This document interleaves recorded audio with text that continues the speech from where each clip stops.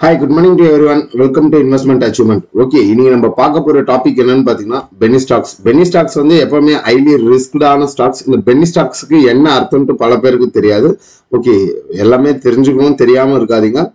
Penny stock அப்படின்னா என்ன? Below $1 trade ஆகிற ஸ்டாக்ஸ் அனைத்துமே பென்னி ஸ்டாக்ஸ். அதாவது பிலோ $1, $1 மதிப்பு என்னையோ இன்னைக்கு என்ன சந்தை மதிப்போ அந்த சந்தை மதிப்புல இருந்து கீழே ட்ரேட் ஆகிற ஸ்டாக் எல்லாமே பென்னி ஸ்டாக் அப்படின்றது சொல்லுவாங்க.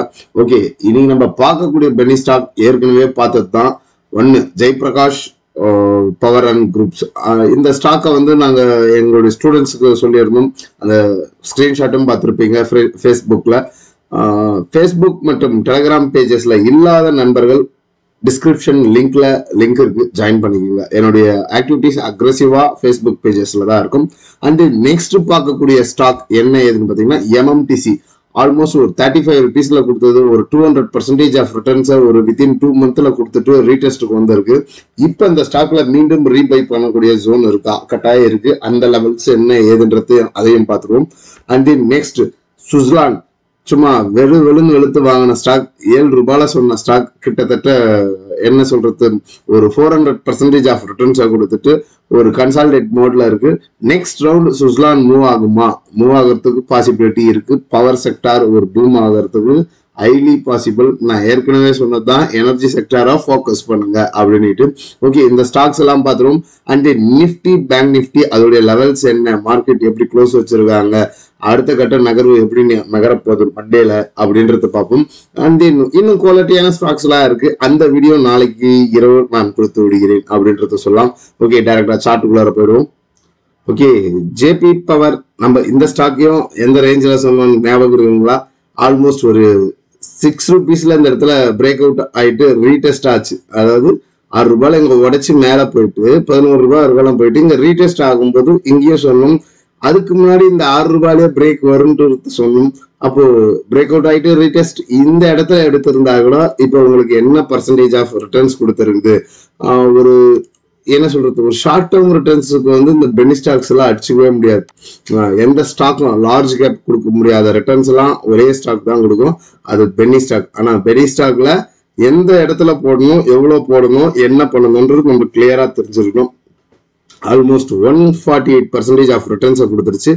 இப்போ வந்து இந்த ஜேபி பவர் வந்து ஒரு டுவர்ட்ஸ் வந்து அடுத்த ஸ்விங்குக்கு போறதுக்கு வாய்ப்புகள் இருக்கா?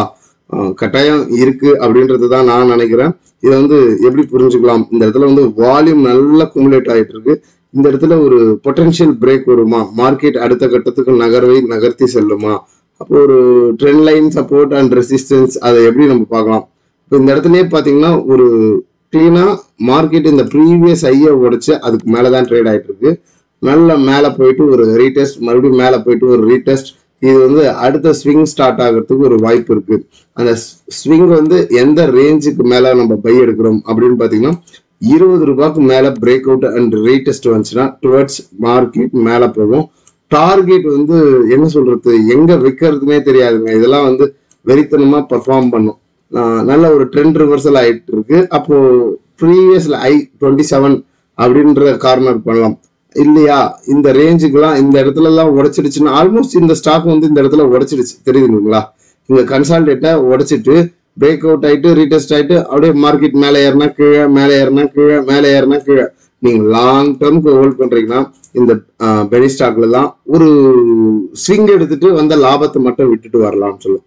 நாங்களாம் இதுல எப்படி பிளே பண்ணோம்னுட்டு ரிட்டர்ன் பவர்னிட்டு ஒரு வீடியோ கொடுத்துருப்போம், ப்ரீவியஸ் வீடியோ. அந்த லெவல்ல பார்க்கலாம். என்ன பொறுத்தவரைக்கும் ஜேபி பவர் இந்த வருடத்தில் நான் ஒரு 50 rupeesஆவது போகும் அப்படின்ட்டு எதிர்பார்க்கிறேன். லிமிட்டட் ரிஸ்க் எடுக்கிறவங்க உங்க கேபிட்டலை போடுங்க. சும்மா மொத்த கேபிட்டலை எடுத்துட்டு வந்து இதெல்லாம் போடக்கூடாது பென்னி ஸ்டாக்கை பொறுத்த வரைக்கும். ஓகே, நெக்ஸ்ட் வந்து ஓகே சுஸ்லான் என்னாச்சு? கிட்டத்தட்ட அந்த $7 நம்ம சொன்னோம். மார்க்கெட் மேல போயிட்டு ஒரு கரெக்ஷன், மறுபடியும் ஒரு சைட்வேஸ். இப்போ இந்த ஸ்டாக்ல வந்து ஒரு ஸ்டாப் லாஸ்ன்ற ஜோன் நம்ம எது வச்சுக்கலாம்னு பாத்தீங்கன்னா ஒரு $35 ஸ்டாப் லாஸ். அப்போ $35க்கு $43 இருக்கு. ரொம்ப பெரிய ஸ்டாப் லாஸா இருக்கு. ஆல்மோஸ்ட் வந்து இது பர்சன்டேஜ் வைஸ்ல பாத்தீங்கன்னா 18% ஸ்டாப் லாஸா இருக்கு அப்படின்னு ஃபீல் பண்ணாதீங்க. இந்த ஸ்டாக்கு ஒரு கிரைட்டீரியா இருக்கு. இதை எப்படி நம்ம புரிஞ்சுக்கலாம் அப்படின்னு பாத்தீங்கன்னா இந்த ஒரு டயகனல் சப்போர்ட்ல தான் மார்க்கெட் மூவ் ஆயிட்டு இருக்கு. ஒரு மைனர் ட்ரெண்ட், ஒரு சைட்வேஸ் ஃபேஸ் மாதிரி டுவர்ட்ஸ் நெக்ஸ்ட் ஸ்விங்குக்கு வந்து எவ்வளவு தூரத்துக்கு மூவ் ஆகும். இங்க இருந்து ஸ்விங் தான், சும்மா வந்து போயிட்டு அக்ரெசிவ் பை பண்ணிட்டு பெரிய குவான்டிட்டிஸ் எல்லாம் போட்டு வச்சுக்கிட்டு வெயிட் பண்ணிட்டு இருக்க கூடாது. இந்த லெவலை உடைக்கா பாருங்க. அப்கமிங் டேஸ்ல ஒரு என்ன சொல்றது 44 rupeesக்கு மேல ட்ரேட் ஆச்சுன்னா இந்த ஸ்டாக் வந்து நல்ல ஒரு மூவ் கிடைக்கும். ஒரு 58 rupeesக்கு மூவ் ஆகும். இப்போ இந்த ஸ்விங்குக்கு இந்த ஸ்டாப் லாஸ் கரெக்டானதா? ஒரு 40%, 37-38% உண்டான ஸ்விங் இருக்கு. அதுக்கு வந்து ஒரு 18% ஸ்டாப் லாஸ்னா 18 கூட நீங்க வைக்கணும்னு அவசியம் கிடையாது. இந்த 11% ஒரு 5 ரூபாய் ஸ்டாப் லாஸை வச்சுக்கிட்டு கிட்டத்தட்ட ஒரு 16 ரூபாய் டார்கெட்டை கார்னர் பண்ணலாம் இந்த ஸ்விங். அண்ட் தென் இதுக்கு இந்த ரேஞ்சுக்கு மேலதான் உடைச்சிட்டு இருந்தேன். இந்த ஆல் டைம் ஐயோ உடைச்சாவே 50 ரூபாய்க்கு மேல போனாவே இவங்களாம் கையில பிடிக்க முடியாது, எங்க பரப்பான்றதே தெரியாது. அடுத்த ஒரு ஸ்விங் ரேலி ஸ்டார்ட் ஆகிறதுக்கும் சுஸ்லான்ல வாய்ப்புகள் இருக்கு. இன்கேஸ் 34க்கு கீழே உடைச்சதுன்னா அது அவ்வளவுதான், அந்தர் பெல்ட்டி தான் சல்லுன்ட்டு கீழே வரும். ஒவ்வொரு ஸ்விங்கையும் போயிட்டு ஒரு கீழே வந்தது பார்த்தீங்களா, நல்ல மார்க்கெட் சல்லுன்ட்டு ஏத்திட்டு அப்படியே ஒரு ப்ளீட் பண்ணாங்க, அது மாதிரி ப்ளீட் பண்ண ஆரம்பிச்சிருவாங்க. இது மாதிரி ஸ்டாக்ஸ்லாம் ஸ்டாப் லாஸ் இல்லாம ட்ரேட் பண்ணாதீர்கள் அப்படின்றது தான் நம்ம சொல்லலாம். நெக்ஸ்ட் வந்து எம்எம்டிசி நம்ம இந்த ரேஞ்ச்ல சொன்னோம், பிரேக் அவுட் ஆயிட்டு ரீடெஸ்ட் வரும். பிரேக் ஆகிறதுக்கு முன்னாடி எங்க சொன்னோம் 38 ரூபாய் 37 ரூபாயில அங்க இருந்து நல்ல ஒரு மூவ். என்ன சொல்றது, இந்த ஒரு வருடத்துல வந்து ஒரு 200% கிட்ட ரிட்டர்ன்ஸ் கொடுத்தது. நம்ம சொன்ன இடத்துல இருந்து அந்த 34ல இருந்து ஒரு 200% ரிட்டர்ன்ஸ் கொடுத்துட்டு ஒரு கரெக்ஷன் வந்திருக்கு. இதை நம்ம எப்படி புரிஞ்சுக்கலாம்? இதை பாத்தீங்கன்னா இந்த ஜோன்ல வந்து ஒரு long consolidation zone. This one இந்த கன்சல்டேஷனுக்கு பிரேக் அவுட் ஆயிட்டு ரீடெஸ்ட் தான் வந்திருக்கு. என்ன பொறுத்தவரைக்கும் இந்த ஸ்டாக் வந்து இது ஒரு கரெக்ஷன் மோட் அப்படின்றது தான் சொல்லலாம். ஒரு பிரேக் எதிர்பார்க்கிறேன். இந்த பிரேக் வந்து எப்படின்னு பாத்தீங்கன்னா ஒரு சிமெட்ரிக்கல் ட்ரையாங்கிள் தெரியுதுங்களா, ஒரு சிமெட்ரிக்கல் ட்ரையாங்கிள் ஃபார்மேஷன் வந்துட்டு இருக்கு. இந்த சிமெட்ரிக்கல் ட்ரையாங்கிளையும் ஒரு அட்டெம்ப்ட் எடுத்திருக்கு, டுவர்ட்ஸ் மேல போச்சு அப்படின்னு பாத்தீங்கன்னா என்ன சொல்றது, ப்ரீவியஸ் ஐவர்களை ஒரு டார்கெட் பண்ணுங்க. அதுக்கு மேலேயும் பிரேக் அவுட் வந்துச்சுன்னா நல்ல ஒரு மூவ் எதிர்பார்க்கலாம். இவங்களாம் வந்து வெறித்தனமா பர்ஃபார்ம் பண்ணுவாங்க. பெனி ஸ்டாக்ஸை பொறுத்த வரைக்கும் இங்க இருந்தே நீங்க எடுத்தா கூட ஒரு 32% டார்கெட் இருக்கு. ஸ்டாப் லாஸ் வந்து 65 ரூபாய் ஸ்டாப் லாஸ் வச்சுட்டு ட்ரேட் போறவங்க தாராளமா கன்சிடர் பண்ணலாம். ஓகே, ஐஆர்பி இன்ஃப்ரா நம்ம எந்த ரேஞ்சில் கொடுத்தோம், கிட்டத்தட்ட மார்க்கெட் வந்து இங்க வந்து பெரிய ஒரு சைட்வேஸ் ஜோன் போச்சு. இந்த சைட்வேஸ் பிரேக் ஆகும்போது 35ல பை பண்ண சொன்னோம். அங்க 35 வந்து என்ன பர்சன்டேஜ் ஆஃப் ரிட்டர்ன்ஸை கொடுத்துருக்கு, அதாவது ஒரு பிரேக் அவுட்டுடைய பவர் என்ன அப்படின்றது தெரிஞ்சுக்கோங்க. லாங் கன்சல்டேஷனுடைய பிரேக் அவுட்டுடைய பவர் இதுதான். ஆல்மோஸ்ட் ஒரு 100% ஆஃப் ரிட்டர்ன்ஸை கொடுத்துருச்சு ஒரு ஷார்ட் டேர்ம்ல. அரௌண்ட் நவம்பர் 2023ல இருந்து ஆல்மோஸ்ட் இப்போ ஏப்ரல் 24 வரைக்கும் short term returns 100% of returns அப்படின்றத சொல்லலாம். இப்போ அடுத்து ஒரு 100% ஆஃப் ரிட்டர்ன்ஸ் இருக்கா? எப்பவுமே ஒவ்வொரு ஸ்டாக்குக்கும் ஒரு கிரைட்டீரியா இருக்கும். அந்த கிரைட்டீரியா என்னன்னா அவங்களுடைய ஃபிங்கர் பிரிண்ட்ஸ் அப்படின்னு சொல்லலாம். FASDIS உடைய ஆக்டிவிட்டிஸ் உடைய ஃபிங்கர் பிரிண்ட்ஸ். அது இந்த விஷயத்துல இந்த ஸ்டாக்ல நான் சொல்லித்தரேன். இதை நீங்க ரிசர்ச் பண்ணாவே ஒவ்வொரு ஸ்டாக்குக்கு உண்டான ஃபிங்கர் பிரிண்ட் என்னன்றது உங்களால கண்டுபிடிக்க முடியும். இப்போ இந்த ஸ்டாக் இந்த இடத்துல நான் மேல போகும் அப்படின்னு சொல்றதுக்கு காரணம் என்னன்னு பாத்தீங்கன்னா, பாஸ்ட் என்னது மார்க்கெட் வந்து என்ன பண்ணுன்னு பாத்தீங்கன்னு வச்சுக்கோங்களேன், மார்க்கெட் ரிப்பீட்டட் த ஹிஸ்டரி அப்படின்ட்டு ஒரு வாக்கியம் சொல்லுவாங்க. இந்த வாக்கியத்தை நல்லா ஞாபகம் வச்சுங்க. மார்க்கெட் ரிப்பீட்டட் த ஹிஸ்டரி அப்படின்னுவாங்க. அது என்னென்ன ஆக்டிவிட்டிஸ் இதுக்கு முன்னாடி காமிச்சதோ அதே தான் இப்பயும் காமிக்கும், வரப்போற நாட்கள்லயும் காமிக்கும் அப்படின்னுவாங்க. இது பேக் டெஸ்ட் பண்ணவங்களுக்கு நல்லாவே தெரியும். இப்போ இந்த இடத்துல வந்து ஏன் நான் பிரேக் வருது, அப்போ இங்க இருக்கிற மாதிரி ஒரு ஃபிங்கர் பிரிண்ட் வந்து ஏதாவது பேட்டர்ன்ஸ் வந்து இதுக்கு முன்னாடி பாஸ்ட் சினாரியோல கொடுத்துருக்கா ஐஆர்பி இன்ஃப்ரால அப்படின்னு பாத்தீங்கன்னா, இந்த கிரைட்டீரியாவை பார்த்துக்குங்க, இந்த கிரைட்டீரியாவை பார்த்துக்குங்க, இந்த ஜோனை பார்த்துக்குங்க. இது கொஞ்சம் பெருசா இருக்கு, அதனால உங்களுக்கு கிளியரா தெரியும். இங்க வந்து கொஞ்சம் சின்னதா இருக்கிறதுனால உங்களுக்கு கிளியரா தெரியாது. இதை நான் இப்போ இந்த இடத்துல இருக்கிற மாதிரி இங்க நான் ஜூம் பண்ணி காட்டுறேன். அப்போ இதே சைஸ்க்கு இங்க வரும், அப்போ உங்களுக்கு நல்லாவே புரியும். வெயிட், இப்ப தெரியுதுங்களா? இதுக்கு முன்னாடி பார்த்ததும் இங்க பாக்குறதுக்கும் இப்போ இங்க பாக்குறதுக்கும் ஒரே கிரைட்டீரியா. இன்னமும் தெரியவில்லைன்னா நான் வந்து கிளியரா டிரா பண்ணி காட்டுறேன். மார்க்கெட் வந்து ஒரு கன்சாலிடேட் ஆயிட்டு நல்ல ஒரு பிரேக் போயிட்டு ஒரு ரீடெஸ்ட் வந்துட்டு மறுபடியும் மேல போயிட்டு ஒரு ரீடெஸ்ட் அப்போ இங்க ஒரு வேவ் ஃபார்மேஷன் மாதிரி ஃபார்ம் ஆகுது. அப்போ அப்கமிங் மேல இருக்கிற ரெசிஸ்டன்ஸை உடைக்கிறதுக்கு ட்ரை பண்ணுது. புரியுதுங்களா? அப்போ ரெசிஸ்டன்ஸ் ஜோன் எது, அப்போ அந்த ரெசிஸ்டன்ஸ் ஜோன் எது, அந்த ஜோனை கண்டுபிடிச்சிங்கன்னா உங்களுக்கு நல்லாவே தெரியும். இந்த ஜோன் தான் ரெசிஸ்டன்ஸ் ஆக்ட் ஆயிருக்கு. அப்ப இந்த ரெசிஸ்டன்ஸை உடைச்சா மார்க்கெட் வேகமா போகுமா? இதுக்கு முன்னாடி எங்க போச்சு? அப்ப இந்த இடத்துல நான் சொன்னேன் இல்லையா, அப்ப இந்த ஜோன்ல எது ரெசிஸ்டன்ஸா இருந்துச்சு, இப்போ இதே மாதிரி மார்க்கெட் மேல ஏறினதுக்கு ரீடெஸ்ட் வந்துட்டு மறுபடியும் புல் பேக் ஆகி பிரேக் வந்ததா அப்படின்றத போய் பாருங்க. கிளீனா அந்த ஜோன் காட்டும் உங்களுக்கு. தெரியுதுங்களா?